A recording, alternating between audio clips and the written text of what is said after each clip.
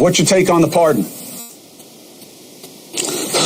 You know, the Biden situation disgusted me in terms of the pardon only from this standpoint, Chris. Nobody on the planet, you want to be a cynic and you want to act like you would be offended by something like that if you're one of those people out there, fine. But no one within reason would have a problem with him saying, it's my son. I love him. There's no way I'm sending him to jail, and I have the power to avoid it. Nobody would blame him for that. But that's not where he went. So I didn't have a problem to answer your question directly with the decision that he made to pardon his son. Boo the fool knew he was going to do that. I don't care who he stood in front of or sat in front of and said that he wasn't going to pardon his son and he was just going to go by the letter of the law. Please, everybody and their grandmother knew he was going to pardon his son. But to come out and to start talking about how it's been a witch hunt and the Department of Justice and others were after him or whoever it was, and the GOP rather was after him. Well, wait a minute. What have y'all been doing with Donald Trump all of these years? Now, you can make an argument about the legitimacy of the cases against Donald Trump compared to what wasn't legitimate, etc. That's not the point. The point is it was clearly politicized. You had folks on the left who were hell-bent on going after Donald Trump because they were determined to make sure that he couldn't run for re-election or that these elements would get in the way of him possibly winning re-election. And now we know why more than ever, because they weren't confident they would ever be able to beat him. He's been a Republican nominee since 2016. He beat Hillary Clinton with the Electoral College vote. He wouldn't concede defeat in 2020, but he did receive over 74 million votes at that particular moment in time.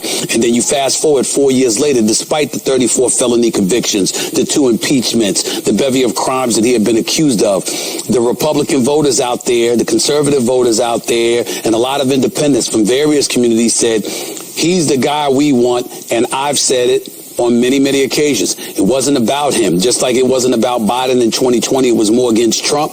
In this particular instance, it was an indictment against the Biden administration, what had been going on for the last 4 years. Some of the things going on with the border.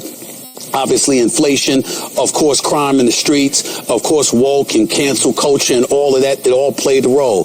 And so for him to come out and to talk about that, this was a witch hunt when clearly it could be argued that's exactly what you were doing to Donald Trump, or you assisted in doing, seems beyond hypocritical. And that was what disgusted me. It wasn't his decision.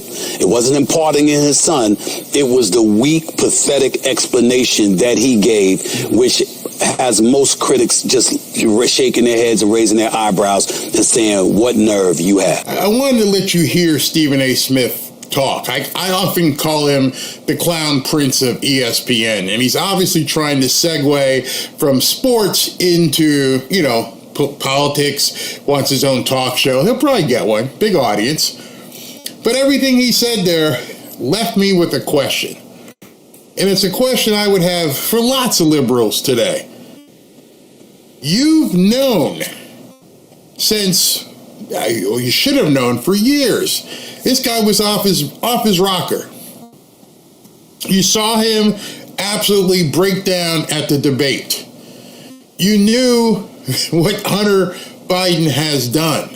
You knew what Hunter Biden did years ago. None of this is a secret. You knew it. I knew it. We all know what Hunter Biden has been doing. The videos are everywhere. I told the prosecutor, if I don't you don't fire him, you ain't getting $1 billion. And son of a gun, he got fired. We all saw it. But for some reason today and yesterday, everybody's complaining. The postmortem of the election is when all of this should have come out. You knew it was coming. You knew he was going to pardon Hunter.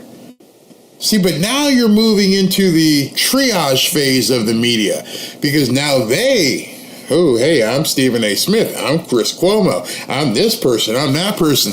They got to save their own butts at this point. You see, there's only so many seats in the life raft, and they know Trump's coming. They know what they've done. They know what their colleagues have done. There's no secrets out there.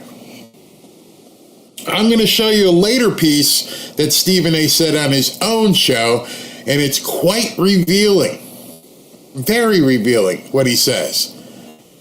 And so right now, what I think is happening, or I could posture, I think a lot of these people know the big hammer of justice is coming for a lot of people. More people than they care to admit right now. But the quick turn, the immediate turn, it's like, wait a second. And by Democrats? Hey, yeah, that was that dude, not me. Wasn't me. I wasn't the one. And it's happening to black people and white people.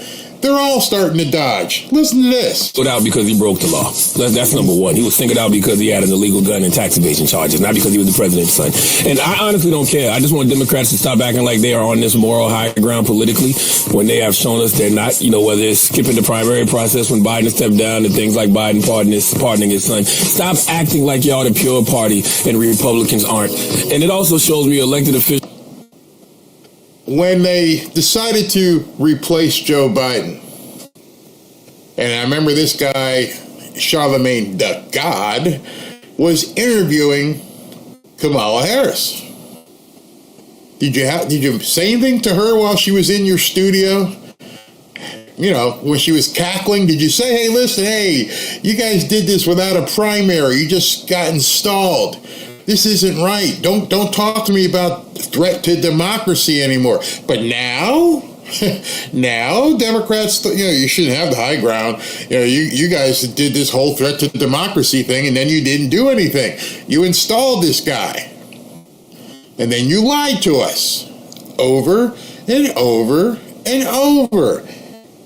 And then you had your pollsters lie to you. Ashley's got a great interview set up, I believe, for tomorrow's Wednesday on Thursday. We're going to have Mark Rasmussen. Not Mark Rasmussen. What's Mark's name? Before I say it's wrong. Rasmussen Reports and Rasmussen Pollster, Mark Mitchell. Mark Mitchell on Thursday is going to be, I'm doing an interview with him. We might do it live, might be recorded. I think these guys here won't have a problem with that. But we're going to talk about pollsters. I'm going to talk and I'm going to dig deep into some of the stuff I saw and some of the stuff that he saw. And why did these pollsters lie to everybody? And how did these people not know what I knew? I'm not a pollster. Oh, they knew. They all knew. They just lied, including these celebrities, including these media people. Every single one of them lied. Now they're caught. Now they're absolutely stuck. Can do whatever they want as long as they have the political will and courage to do it. Absolutely. But let me ask you a question. I know at first Hunter was only supposed to get, community service and probation. And then when that was supposed to happen, they pulled it off the table and they said that Republicans forced him to get charged. But is that true? And that's the reason why he was pardoned? I'm not sure why he was necessarily pardoned. See, why are you asking each other? You see, this is something you could ask Kamala while she was in your studio. You need to know the answers to these questions. You need to know what questions to even ask. Notice how you're going to see throughout this video, many people will talk about the gun charge and the taxes. They don't talk about what happened in 2014. It's like they don't even know. I think we put too much credit into the media. We put too much substance into celebrities. See, you're asking the wrong flipping questions. Forget the gun charge. Forget the tax charge. Forget Hunter completely. This isn't about Hunter. Everybody who's focusing on Hunter and Joe's lies are focusing on the wrong doggone thing. You're completely missing the story here. Completely. Some of you know, some of you I will tell in just a bit. But I want you to see how this thing is progressing and how so many people are completely ignorant or playing ignorant with what the real story is. There's a reason why this thing goes all the way back to 2014. It's kind of easy if you actually pay attention. So when I'm hearing these people on these shows talk about it, and I thought, the gun charge and the taxes, I'm like, why are you even talking about Hunter? You're still falling for the bait. You're still chasing the carrot. It has nothing to do with Hunter. I don't give a crap about Hunter. Hunter can be doing all kinds of blow and everything else and paying for you know what. I don't like the whole thing about the kids. But other than that, I don't care if he slept with his brother's wife. I don't care. He wasn't an elected official. It doesn't matter. By listening to people talk about Hunter, you're missing the real story. The real story is much more compelling. Because at first he was supposed to only get probation, and then they pulled that back and then gave him time, right? I don't know nothing about that. I thought he was facing 42 years in prison for illegal gun possession and attack charges. Get my son out. What are you talking about? Yes, he definitely, because he... You think it was about get my son out? You really think that? Are you really that stupid to not see the picture of, this was about me caring about my son? I'm a great father. I'm such a good father. I don't want my son to go to jail. Why'd you put him in a position to do so? You see, you used him as your bag man. The man had no experience in any of this. And all of a sudden, this guy that you knew had problems was making $80,000 a month. Wow, 80 grand a month. What do you think is going to happen when you give somebody with an addicted profile, someone who's prone to addiction, what do you think is going to happen to them when they've got $80,000 a month and your father's a vice president at that time, and you know there's no one who's going to stop you. You'll do whatever you want. You'll take pictures of yourself. You'll leave a laptop. I don't care. Cover it up for me. Do whatever you need to do, Dad. Dad. Hunter's the best man I know. Remember he said that? All you guys look stupid in the media. You didn't question that this man said he's the smartest guy I know. Those were the exact words that Joe Biden used to discuss Hunter. And you didn't realize back then it was a cover-up? Lied on paperwork to get the gun, and he was addicted to drugs at the time. Yep. And you're supposed to be addicted to drugs when you get a gun, so that is how he, quote-unquote, illegally obtained the gun. But what did you do to Donald Trump? Uh-oh. See, we want to sit up here, and everybody was afraid to talk Oh, I got to fix that. Oh, okay, here it comes. about it leading up to the election. Or even when we were willing to talk about it, we had to dance the dance. We had to go around, up the block, around the damn corner, come right back around, and vaguely get into stuff. We had to point out the 32 felons. So as he's talking, I want you to ask yourself a question here. As he's going through his litany of things that, quote, we had to say. What are you saying, Stephen? In your angst, you're telling people you were told to say certain stuff? I understand what he just said. I'm going to back that up before his head got too big on the screen. I want you to hear it from the beginning here as he goes through all of these things and he begins telling you what we had to say. We had to say it. I want to sit up here, and everybody was afraid to talk about it leading up to the election. Or even when we were willing to talk about it, we had to dance the dance. Why? Why did you have to dance the dance instead of just saying what you felt? We had to go around, up the block, around the damn corner, come right back around, and vaguely get into stuff. We had to point out the 34 felony convictions. Why? What is he saying right here? We had to do this. We had to do the dance. We had to make sure we didn't touch it. Who told you? More importantly, who paid you? Who said you need to do it this way? Why would that be, Stephen? You talk about every player, every sport, however you want. No, maybe they tell you that too. But I just found it interesting that this man who's got so much to say, he's so loquacious, so verbose, is saying things that should make your head turn right now. What do you mean we had to say this? And who the hell is we? How many other people in the media had to say this? I'd love to know. We had to talk about the 2 impeachments. We had to talk about the abundance of allegations that took place, including an election fraud and citing an insurrection and all of this other stuff. You had to talk about it, huh? Why did you have to talk about it? I understand I'm saying it over again, but I want you to hear what the man's saying. To talk about all of that. But conveniently, it was coming down the pike like a damn tsunami when you knew you were going to have to run against them. You didn't talk about this then. A matter of fact, you specifically said you wouldn't pardon your son before the election. You're announcing it now that we know that Donald Trump is coming in and about to be sworn in as the 47th president. You were intending to do this all along, which again is no problem, but it doesn't make you any less full of it. Because when you look at Donald Trump and how the Democrats went after him, you do understand that the Democrats are no longer in a position to say anything, right? You can talk till the cows come home. You whistling into the wind. Nobody wants to hear what you have to say right now. I'm not talking about you. I'm talking about your party.